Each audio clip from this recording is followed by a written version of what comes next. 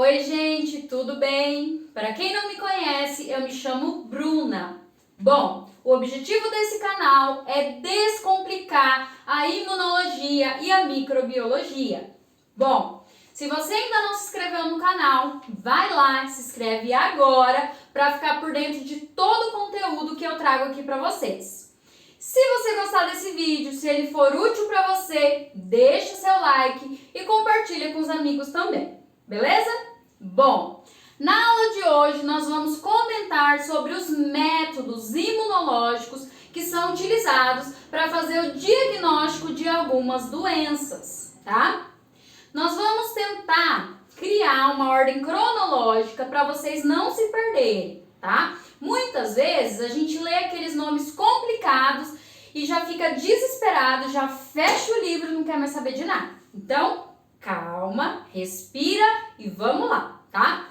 Bom, primeiro nós vamos entender dois conceitos básicos para entender como serão feitos esses métodos imunológicos. Primeiro, nós temos que lembrar o que é um antígeno e o que é um anticorpo. Antígeno são todos aqueles agentes estranhos. O nosso corpo reconhece como estranho. Então, tudo que for estranho para o meu corpo, seja micro-organismo, seja um vírus, seja uma bactéria, seja um alérgeno, o meu corpo ele vai considerar como um antígeno, beleza? E para defender o meu corpo, as minhas células de defesa, os meus linfócitos B, eles vão produzir as imunoglobulinas, que nós também chamamos de anticorpos. Então, antígeno é o que é estranho e anticorpo é o que vai nos defender, beleza? Bom, depois de saber esses conceitos, vamos dividir esses métodos imunológicos em dois grandes grupos, tá? Nós temos aqui os métodos diretos e nós temos os métodos indiretos. Bruna, para que eu tenho que saber isso? Gente, os métodos diretos são aqueles que vão identificar o meu antígeno.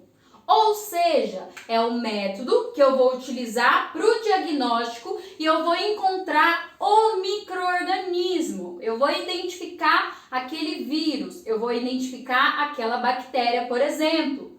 E os métodos indiretos, eu vou buscar o rastro que foi deixado por esse antígeno. Ou seja, os anticorpos que o meu sistema imune produziu para defender o meu corpo frente àquele antígeno, tá? Então, os métodos diretos são aqueles que vão buscar o antígeno e os métodos indiretos são aqueles que vão buscar os anticorpos, beleza?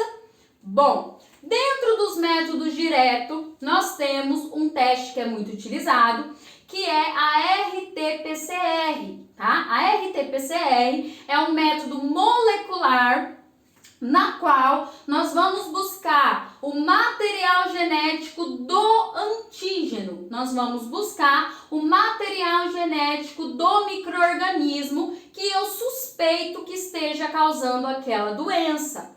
Por exemplo, tá? Se eu tenho um paciente com sintomas respiratórios, com falta de ar, cansado, com tosse, né? Hoje em dia, o que vem na nossa cabeça?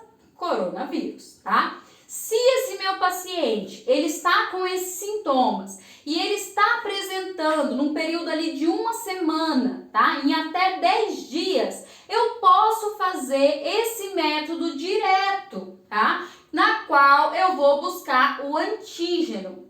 Esse método direto é aquele método na qual nós vamos introduzir um suave, que é um cotonete grande, né, popularmente falando, pela fossa nasal do paciente. Esse suave, esse cotonete grande vai chegar lá no fundo da faringe e vai coletar aquela secreção, certo?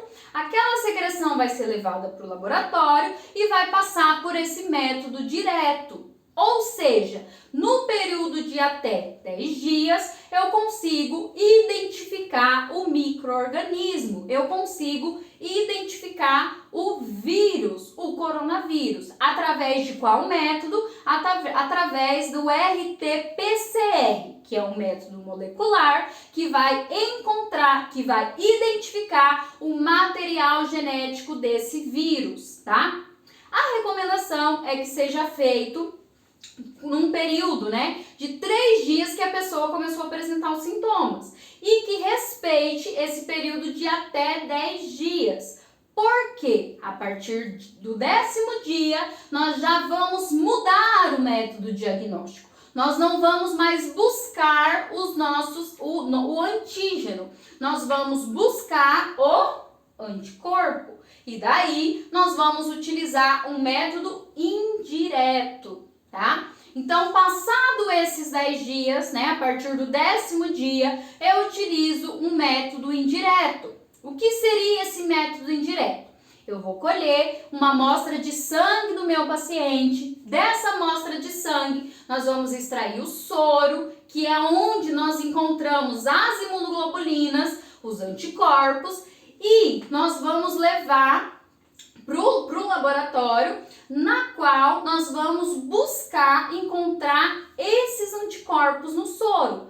Então, nós temos 2 tipos principais de anticorpos que nós vamos pesquisar. São a imunoglobulina M e a imunoglobulina G, tá? Sempre quando nós formos fazer, né, esses testes, esses métodos indiretos, que nós também chamamos de sorologia,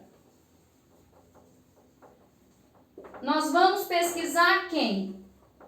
IgM e IgG, tá? E esses imunoglobulinas, esses anticorpos, por que eu pesquiso esses 2 anticorpos, sendo que nós temos 5 grupos de imunoglobulinas? Porque a imunoglobulina M, ela é considerada a imunoglobulina de fase aguda, tá? A imunoglobulina M, ela vai dizer para o paciente que, né, ele vai dizer como resposta que o paciente está com a doença, que o paciente está produzindo esse anticorpo frente a uma infecção ativa. Então, a imunoglobulina M é uma imunoglobulina de fase aguda, tá? E a imunoglobulina G é uma imunoglobulina que vai dizer que eu tive contato com aquele micro-organismo. Então, quando eu faço a dosagem desses anticorpos, eu vejo se eu estou com a infecção ativa ou se eu tive contato com o micro-organismo, tá? Então, eu sempre faço a dosagem dessas 2 imunoglobulinas, imunoglobulina M e imunoglobulina G, tá? Não esqueçam, imunoglobulina M é uma imunoglobulina de fase aguda, vai dizer que o meu paciente está com a infecção ativa. Imunoglobulina G é uma imunoglobulina que vai dizer que o meu paciente teve contato com o micro-organismo. E por isso que é importante, tá? Bruna, por que eu vou fazer esse método indireto só depois de 10 dias, né? Só depois de 1 semana aproximadamente. Porque, gente, nós precisamos de um tempo para ter a produção de anticorpos, tá? Então, nesse primeiro momento, eu ainda não tenho anticorpo, se o meu paciente não teve contato, tá? Por isso que eu faço o método direto, por isso que eu vou buscar o micro-organismo. Passado esses 10 dias, o meu corpo já respondeu, já produziu os anticorpos, aí eu faço o método indireto, na qual eu vou encontrar esses anticorpos, tá? Bom, dentro desse grupo grande de método indireto, né, que eu falei para vocês, que nós fazemos a sorologia, que nada mais é do que dosar os anticorpos IgM e IgG, nós temos vários métodos que nós utilizamos, tá? Nós temos métodos que têm aqueles nomes complicados que a gente lê e acaba se desesperando, tá? Mas calma, respira e vamos entender como funciona. Bom, o método indireto que é mais utilizado hoje em dia é o teste de ELISA, tá? O teste de ELISA é um teste que é enzimo-imunoanálise. Bruna, calma, tá? Enzimo-imunoanálise é um teste que vai utilizar uma enzima para fazer o diagnóstico quando eu tenho uma reação de antígeno e de anticorpo. Para que eu vou utilizar uma enzima? Gente, quando eu tenho uma reação enzimática, eu tenho uma alteração na coloração e aí eu consigo entender se o meu teste é positivo ou negativo, tá? Bruna, eu tenho só esse teste utilizando enzima? Não, tá? Hoje, o teste de ELISA, né, a enzimo-imunoanálise, é o teste que é mais utilizado pela sua segurança, pela sua sensibilidade. Mas nós temos outros testes também, tá, que vão utilizar outros métodos, tá? Então, dentro do método indireto, nós vamos ter o teste de ELISA. E vamos entender como que acontece esse teste, como que ele vai ser realizado. Vamos por parte, tá? Bom, imaginem vocês então que eu tenho lá no meu laboratório, né, um recipiente de plástico. Esse recipiente, ele vai conter um preparado na qual eu tenho o meu antígeno. Ou seja, se eu estou pesquisando, se eu estou fazendo um teste que eu quero saber se eu tenho anticorpo frente ao coronavírus, por exemplo, eu vou ter lá no meu recipiente de plástico um preparado contendo o meu antígeno, contendo o coronavírus. É claro que numa quantidade segura para que não contamine ninguém no laboratório, beleza? Então, naquele recipiente eu tenho o antígeno.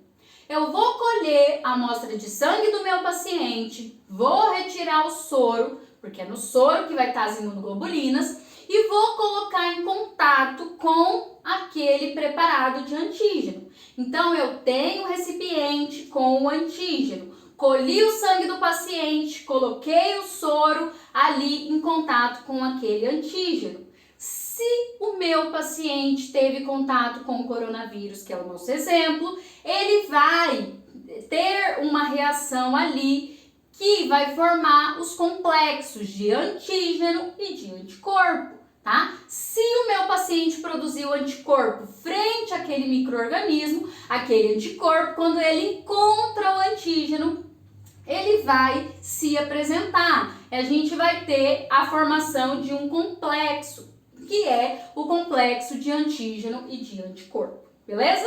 Essa é a primeira etapa, né? Eu preciso saber se eu tenho o anticorpo frente àquele micro-organismo.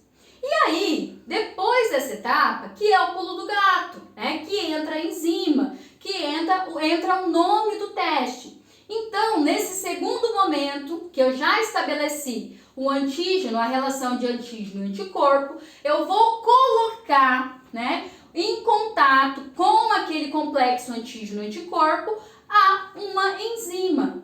Quando eu coloco aquele preparado enzimático, quando esse preparado enzimático entra em contato com o complexo antígeno-anticorpo, ele reconhece e aí a gente tem a mudança na coloração. Essa mudança na coloração vai me dizer que sim, o meu paciente, ele produziu anticorpo frente àquele micro-organismo. Que sim, o meu paciente teve contato com aquele micro-organismo, tá? Nós dizemos que o teste de ELISA é um teste qualitativo e quantitativo. Por quê? Qualitativo quando a gente tem um teste positivo ou negativo. Então, quando muda a coloração, teste positivo. Se eu não tenho a mudança de coloração, teste negativo, tá? E depois é feito, né?